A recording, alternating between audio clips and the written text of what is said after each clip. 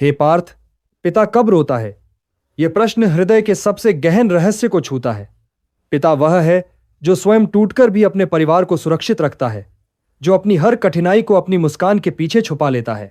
संसार उसे कठोर समझता है, परंतु उसकी कठोरता के पीछे अहर्निश तपता हुआ प्रेम होता है।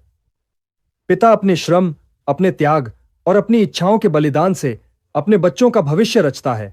वह स्वयं कुछ भी न पाए, पर अपनी संतानों के लिए सब कुछ प्राप्त करने की आकांक्षा रखता है। परंतु हे अर्जुन, चाहे संसार कितनी भी विपरीत परिस्थितियां उसके सामने लाए, वह नहीं रोता। अभाव, अपमान, कष्ट, ये सब वह सह लेता है, क्योंकि उसका मन लोहे सा दृढ़ होता है।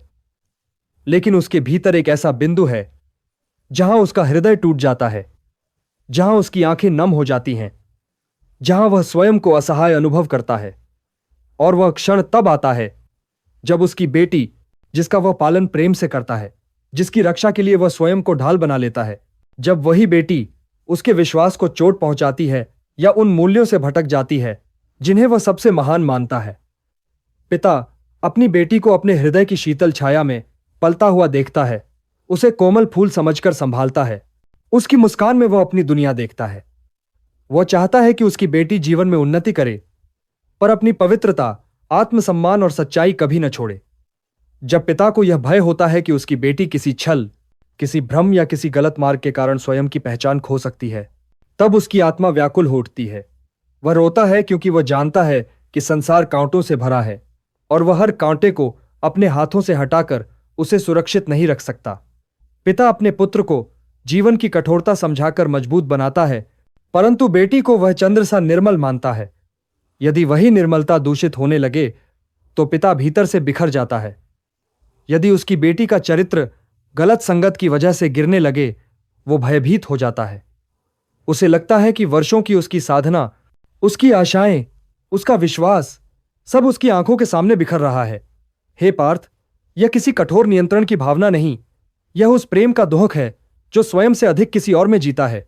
पिता की नजर में बेटी उसका गौरव होती है, उसका सम्मान होती है, और जब बेटी दर्द में होती है या गलत दिशा में बढ़ती है, तो पिता के हृदय में वो पीड़ा उठती है जिसे वो शब्दों में व्यक्त नहीं कर सकता।